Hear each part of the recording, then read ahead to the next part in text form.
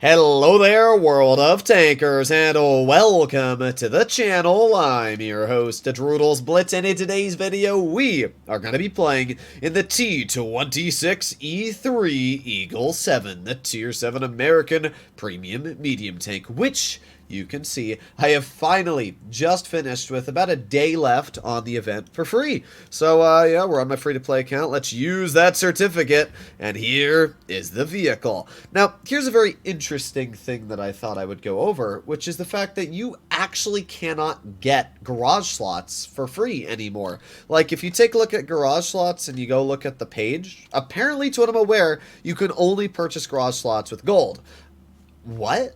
I mean, somebody can let me know in the comments if I'm wrong, but as of right now, all I've seen is that you can purchase garage slots with gold and that the credit option has been taken away. I have 0 garage slots. It's actually quite a problem for me because I want to continue to grind down lines, but I also want to keep all the tanks I have in my garage, which is quite a few at 38, but yeah, Wargaming, where's my option? You used to be able to buy them for about 250,000 credits a pop, which isn't cheap, but it's still a heck of a lot easier to earn credits than it is free gold, especially because I'm trying to save that gold. Yeah, hopefully Wargaming fixes that. I'm not sure if it's a bug or they're just ripping us off, but just thought I'd mention that in today's free-to-play, because that is really stupid, and I'm actually quite angry about that. But, as we have the Eagle 7, we got attachments we can put on it. We can put a little Tesla gun on it? Sure, why not? I have one anyway, might as well use it. I don't know how I got it, probably a Christmas event or something like that. Okay, well, we are going to not put on the super speed boost, and you might be wondering why. Well, as this is a free-to-play, obviously I'm trying to save credits where I need to, and I feel like this tank doesn't really need super speed boost, and it's just going to be a waste of credits for me to really use, so for now, we're just going to chill with the repair kits, and this thing has actually a lot of ammo, so we're going to do 20 premium shells, 60 standard, and 10 high explosive. That should be fine. Now let's get our equipment unlocked on this vehicle, spend all those credits I've been earning while grinding this event. Should we go for penetration or DPM? I'm going to go for pen because this thing actually has decent alpha. Let's go for defense system, improved optics. Is defense system the ramming one? Never mind. We're going to go for improved modules. Let's do enhanced gunlaying drive, improved assembly, engine accelerator, V-stabs, toolbox, and finish off with consumable delivery system. There's a lot of people out there, especially comp players, that like high-end consumables, which makes them last a bit longer. Personally, I don't really love it that much because sure, you get one use of a consumable that's longer, but you have 2 others, being repair kits, that you also want to get back faster. In my argument, I think getting all of your consumables back faster is a heck of a lot more important than just being able to use adrenaline for 2 or 3 seconds more. It's really not that big of a difference, but hey, what do I know? Alright, up against us, we have an IS, but we gotta take a look at the mobility, because that's what we're gonna be fighting. So we got a Panther M10, an Eagle 7, and an M41 Bulldog. Alright, well here we are. There's the Panther M10. I should have been paying a bit closer of attention, because I could have actually snapped him there, but it's all good. Let's see. So the Panther's pushing up far wide A, so I'm going to make sure that my tank is not over-peaking this. He's over-peaking it, though, which allows us to get a very easy and free shell to the side of his tank for 250 damage. This tank basically is just a Pershing at tier 7. I mean, it's identical looking to a Pershing, and its playstyle is also just about identical. Now, that's nice in some cases, like the Alpha. Being able to roll people for 225 damage a shot is quite nice, I'm not going to lie. And we can aim it on that Jagdpanzer again. Get another easy shot into him. We're already up to 700 damage dealt at this point. Reload again. Let's see if that Yag allows us to pen him again. Now the accuracy on this tank is not amazing, I'll be real. It's quite mediocre at best, but when it does hit, it hits pretty hard. One more shell into that Yag and he's a goner. So let's see if we can get that off real quick. Aiming and fire. Yeah, even though the Yag does pen me, I think that's a pretty positive elixir trade to come off with there. So all that's left at this point is the Panther M10 and the Eagle 7. Alright, well let's pop off to the side of these guys here. Come off towards the right and see what we can do.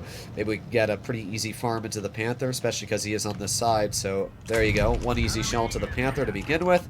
Then we're just going to chill here. Now this thing does have decent turret armor. I wouldn't say it's great, but you'll get a bounce or two in the turret, which isn't bad at all. Alright, let's reload one more shot. There you go.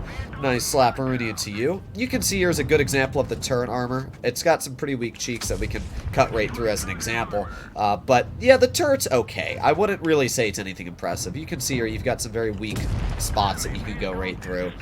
But it's okay. So, not too bad at all. We got the Nashorn all the way off in the back over here, aiming and fire. Boom! A 338 slap, bringing us up to 2,400 damage. And a pretty solid victory for our first battle in the tank, I'm not going to lie. Alright, the thing I'll say about the Eagle 7 is it's not a very exciting vehicle. Wargaming really had a lot of CCs just kind of act like this tank is really amazing. It's not. It's a pretty mediocre vehicle.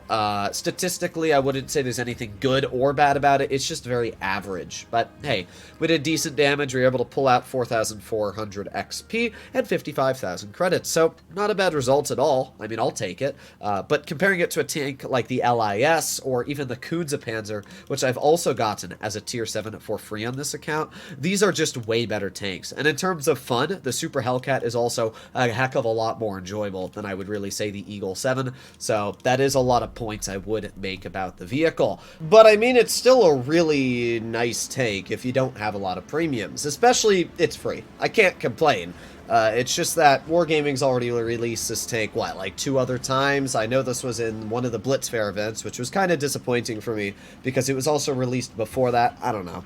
I just don't love when Wargaming releases tanks that are free to play, that are kind of mediocre like this one. I like to see a lot of events that have really, really solid tanks. But either way, let's see what we can do in battle number 2. Up against us, we have one medium, being the Eagle 7. We have me in the only medium as well. So that's interesting. Usually, I like to see at least 2 or 3 mediums on both sides, but it looks like this game Wargaming just wanted to choose violence and put 4 heavy tanks on both sides. Very, very interesting. I don't know why Wargaming doesn't make the matchmaker more balanced on all the classes that you fight. I think it should be like 2 or 3 heavies, and then 2 mediums, and 2 tank destroyers. I think that's really all it ever should be. I don't know why there's so many tank destroyers and so many heavies that get thrown into the matchmaker, rather than mediums and lights, because mediums and lights are by far the most influential tanks. If you don't have them on one side of the map, it can absolutely change the way your games go. Alright, well, we got an Eagle 7 over here. There you go. Nice slap into his tank already. He is camping and spawned. Well, doesn't surprise me, but let's aim it again. Can't get a shell into him as of right now. Okay, well, let me back off this hill. And I'm going to make my way right over towards this hill over here, which is basically just the same position moved over a little bit. Should be pretty fine to work. My god, I got like a cat hair on my nose and it's really, really itchy. Okay, well, let's go over here, just like this, and see if we can get any shots on anybody. There's the Luva. Bonk, thank you. And there's what appears to be an AFK SU-101. Now, Meadsy likes to say don't farm the AFK. Personally, I will take every advantage I can get to farm that AFK player. A couple of reasons. First of all, you never know when somebody's going to come back. Just because they're AFK right now does not mean 2 seconds later they're not going to start going into the battle. So I always think it's a good idea to clear somebody, because they might come back. So if you see somebody that's AFK, if there's somebody else shooting at you and your team's losing, then I would not suggest to waste your time shooting at them. However, if you're in a situation like this where you're winning and it doesn't hurt to kill the guy, just kill him. I mean, it's just a free 1,000 damage I just got on my pallet for no harm to my team, and a little bit of extra damage for me, so it doesn't hurt anybody. Let's continue on going into the front line here. We got the AT-7, who just got absolutely slappered. I don't know if he sees me behind him or what he's doing, but he's trying to get out of wherever he is. Now, one thing you will notice about the Eagle 7 is it is incredibly slow.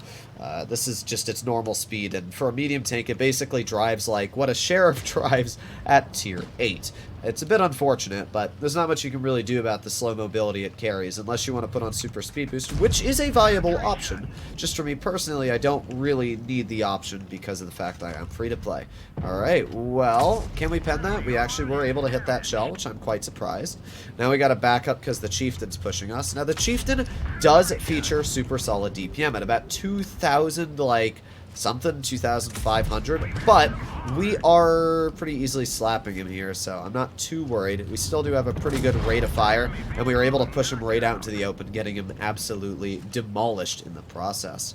We also got the Yo off to the side, which we were able to get a very easy shot into. Now we're just going to back on up, and actually this Yo's going to kill me, because my teammate who was back there, our entire team actually, the Egg Panther 2 T29 and camping WZ111 and camping Tiger P did not pen their shells on it. But you know what? It's fine. We still did okay, and we came out with our second victory.